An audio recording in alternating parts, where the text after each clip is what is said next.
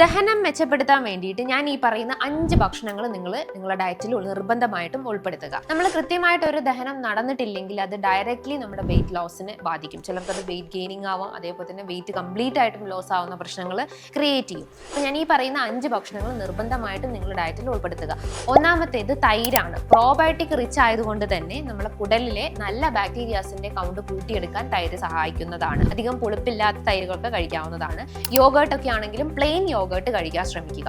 രണ്ടാമത്തേത് ഇഞ്ചിയാണ്. അത് നമ്മളെ ഡൈജസ്റ്റീവ് ഇഷ്യൂസ് അല്ലെങ്കിൽ ഈ ഡൈജസ്റ്റീവ് ജ്യൂസസ് കുറച്ചുകൂടി ഇംപ്രൂവ് ചെയ്യാനും അതേപോലെ തന്നെ ഡൈജഷൻ കുറച്ചൊന്ന് ഇംപ്രൂവ് ചെയ്യാൻ സഹായിക്കുന്നതാണ്. ഇഞ്ചി തിളപ്പിച്ചിട്ട് വെള്ളമോ അല്ലെങ്കിൽ കട്ടൻ ചായയിൽ ഇഞ്ചി ഇട്ടിട്ടൊക്കെ അങ്ങനെയും കുടിക്കാവുന്നതാണ്. മൂന്നാമത്തേത് പപ്പായയാണ്. പപ്പൈൻ കണ്ടൻസ് ഉള്ളത് കൊണ്ട് തന്നെ അത് പ്രോട്ടീൻ ഡൈജഷൻ കുറച്ചൊന്ന് ഇംപ്രൂവ് ചെയ്യാൻ സഹായിക്കുന്നതാണ്. നാലാമത്തേത് വാട്ടർ കണ്ടന്റ് കൂടിയിട്ടുള്ള കുക്കുംബർ ധാരാളം ഉൾപ്പെടുത്തുക. കുക്കുംബർ വാട്ടർ കണ്ടന്റ് ഉള്ളത് കൊണ്ട് തന്നെ സ്കിന്നിന്റെ ഇലാസ്റ്റിസിറ്റി മെയിൻറ്റെയിൻ ചെയ്യാനും സ്കിന്നിന്റെ ഡ്രൈനസ് പ്രശ്നങ്ങൾ കുറച്ച് കൊണ്ടുവരാൻ സഹായിക്കുന്നതാണ്.